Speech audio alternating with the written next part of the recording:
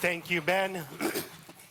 And I don't need applause yet because I haven't earned it, but if you all would please give a round of applause for the leadership that's putting this on for yourselves, and also it'll get some blood flowing after lunch so that you guys don't get sleepy on me. This is an amazing summit so far. And I'm very glad to be here to present to you all because, as Ben said, I've been in AI since we called it machine learning. And machines learned, and now they're getting really smart. And we're coming to an inflection point for humanity as a whole. And one of the companies that I've co-founded is actively teaching algorithms, computers, robots, what love is and why it matters. And so I'm going to talk to you for a few minutes about kind of how we've got to this point and what we can do about it. So my name is Cory Lopes-Warfield. I'll be presenting on the future of intelligence.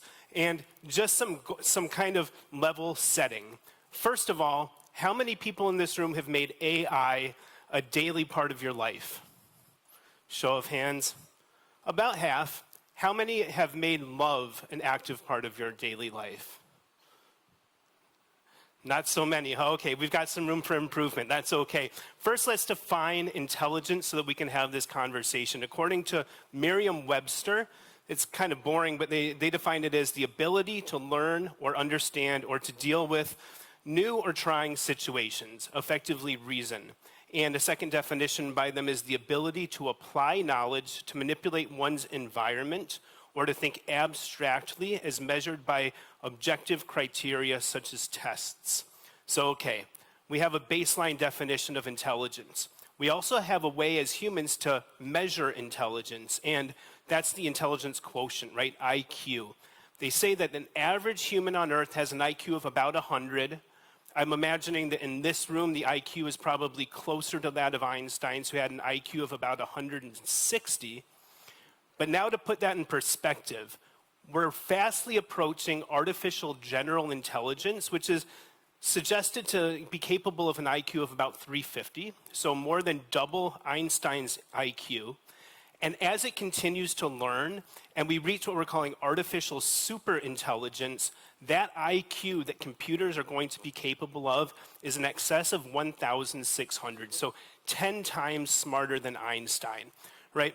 Mensa qualifying IQ is about 132, which is the top 2% of humans. So we really understand that IQ and intelligence and the measure of such is a mathematical and scientific endeavor, and computers are getting astronomically smarter than humans. So it doesn't need to be scary, but it's very scary if they don't know anything about humanity, why we do what we do, why we feel the way we do, and what love is. So I just mentioned artificial general intelligence and artificial superintelligence. There's no concrete definition for those. I couldn't go to Merriam-Webster for that one. So I've kind of just put some very, very broad definitions of both of those terms. AGI, artificial intelligence, is effectively achieved when computers can perform nearly every task that as well as a human can. And then artificial superintelligence will be the next iteration of that. This is when computers can significantly outperform humans at nearly every, or probably every task, right? With an IQ of 1,600, you'd hope so. So I'll get into kind of where I'm taking this in a moment, just a few minutes on why I'm up here on stage. I've started a number of technology companies dating back about 12 years now. I've raised substantial funding rounds. I've exited companies that I've started. LinkedIn has really gravitated towards my message to the extent that they named me one of their top voices. I have over 500,000 followers there. If anyone wants to be in that large group, you're welcome to scan that code there, and I'll have it on virtually every screen because I love my followers. With that said, I've also joined a number of advisory boards. I serve on a number of board of directors. I'm coming to you today via Chicago. I live in Rio de Janeiro, Brazil, as well as Chicago, where I'm from. So it's really amazing to be here and to see the impact that technology is having on Turkey and the impact that the Turkish technology scene is having on the global economy. So now I'm going to get weird. Now you know who I am. You know what we're talking about. These are some theses that I hold near and dear to my heart. I believe that intelligence can present new opportunities and, in fact, is ushering in these new opportunities. The first one's scary. Might not ever completely happen, but intelligence will get us very close to immortality. Earlier, we were talking about DeepMind from Google and their AlphaFold and some of these new technologies. We now have nanobots that can go through your body, find ailments, illnesses, even ailments and illnesses that aren't fully formed, and actually heal us from the inside out. We're also seeing epidermal exoskeletons that can do things like make us bulletproof, help us fly as humans. So there's a lot of technology right now that's not commercially available that will absolutely help extend the human life expectancy substantially, potentially make illness and disease a thing of the past. Also time travel, right? Super crazy stuff. But AI is already accurately able to reconstruct the past with disparate data points. It's also getting very good at predicting the future, right? And this is just with our little AI today. Once it's super intelligent, it will absolutely be able to recreate the past, predict the future, and now we have things like immersive reality, haptic suits, metaverses, headsets, glasses, lenses. So to believe that we might be able to experience or re-experience the past or experience a future due to technology in our lifetimes is not inherently as crazy as it might sound. And then the last one is higher dimensions, right? If we feel as though we're in places that we're not, or in times that we're not, we can start to transcend things like space and time.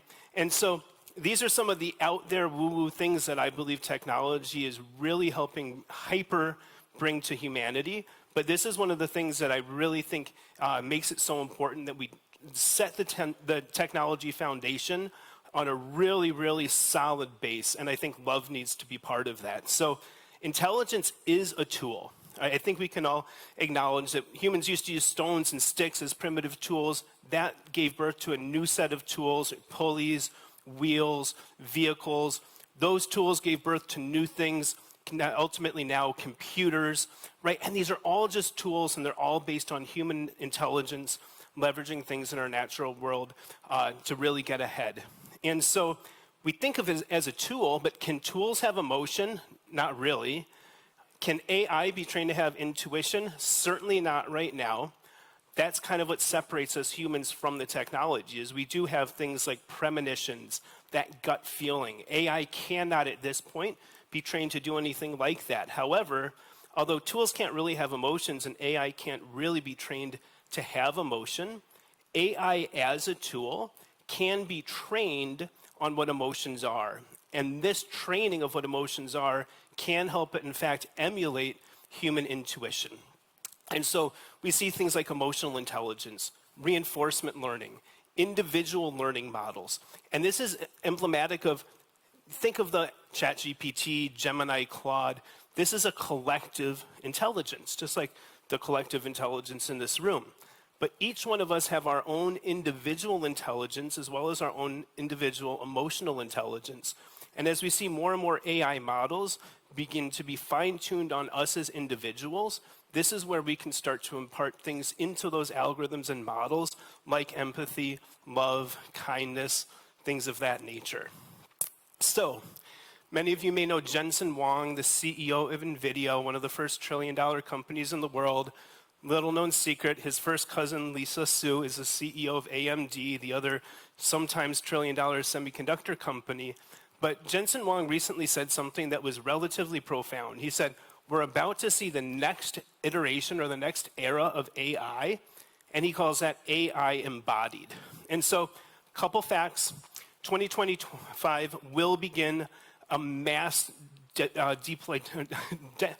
deployment of robots, humanoid robots, which are androids.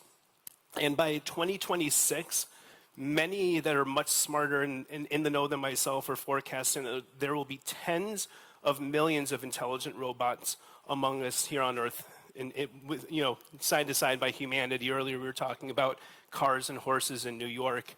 That kind of hyper change is coming with the robots, and they will always be artificially intelligent to the extent that the newest models are. So right now, a robot could be as smart as a ChatGPT or a Claude, but as we get closer and closer to AGI and ASI, these robots will be that smart as well. So think about a day when a robot could potentially have a 320 IQ or even a 1600 IQ, right? if they are very transactional, very cold, there's a lot that could go wrong in that scenario. We are also seeing the rise and advent of brain-computer interfaces. Neuralink is a very popular one, CRISPR as well. But we're seeing multitudes. I believe even in Turkey there are several startups that are building these brain-computer interfaces. This is where we start to see humans and robots intersecting. And you think about a robot as being separate from a human, and many of us are very scared when we think about robots and humans actually becoming one, which is what some people are working on.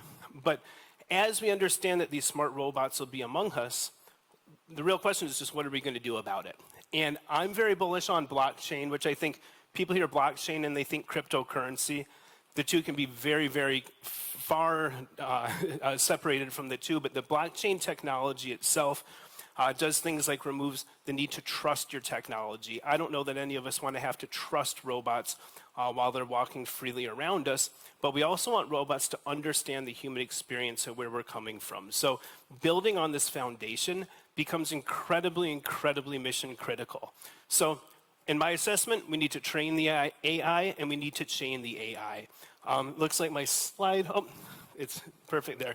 Effectively, and anyone that wants this deck later, I'm happy to share it, but I believe that we need to not only put AI on the blockchain, we can use smart contracts to tie those tokens together, but also just training it on things like compassion, empathy, sympathy, and love as well.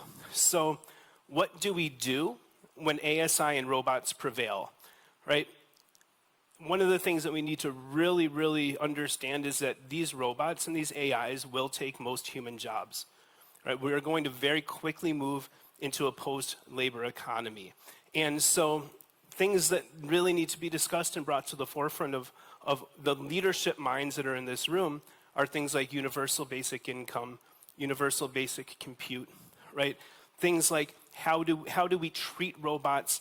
And you can almost hearken to the golden rule of do unto others as you would have others do unto you. And we're at a point in humanity right now where the half of you in this room that are using AI every day are quite literally training it, right? Some of the models don't get smarter as such, but the newest ChatGPT release, ChatGPT 1.0.1 preview is already doing chain of thought reasoning, and it's already starting to think critically and to show its work. This is a huge step towards that first next intelligent, which is the artificial general intelligence. So I really think what do we do is we just stay on top of it. We all learn what the tools are, what their limitations are, what their capabilities are. We train it intentionally, the same way that we would train a new employee for us or even our children. And we do all have our own leverageable intelligence, and we're all part of this tech stack, right? Every day, there's intelligence that we feed the algorithms as we want the algorithms to become more understanding, more productive, kinder, nicer. I've been the guy that always says please and thank you to my AI every time I use it. For whatever reason, I just hope that our robot overlords are nice to us. But we also have the intelligence that the algorithms feed us, right? So when we're watching social media or scrolling through our Instagram or our TikTok, or when we're on Amazon shopping, our user behavior quite literally is training the AI. So just being more intentional about what we're training it as we use it becomes massively important. And just a point of clarification, intelligence does not equal smarts, right? The computers can get as smart as, or as intelligent as they want. We humans need to stay diligent and remain as smart as we can. One is data, one is the application of that data. And we as the humans are the ones using the tools. So again, understanding how to use them best, whether that comes in the form of prompt engineering, whether it comes in the form of knowing how to make the technologies work together, all of this is really important. And as the artificial gets intelligent and more intelligent, we humans owe it to each other to stay as smart as we can. Smart implies things like taking care of one another, ensuring that we don't let the technology get out of our hands, doing things to keep it on the rails. And so I would postulate today that we will see intelligence unlike anything most of us have ever thought about unless we saw it in a sci-fi movie or read it in a sci-fi book. but it's coming in very quickly, and the way we stay ahead of that is to truly employ our human intelligence. So, with that said, I hope that this at least was a little bit eye-opening. I'm sure some of you didn't think you'd be hearing someone stand on stage telling you that time travel, immortality, and higher dimensions would be potentially unlocked by technology, but now that that's happened, the choice is yours, what you're going to do with it. Thank you all so very much.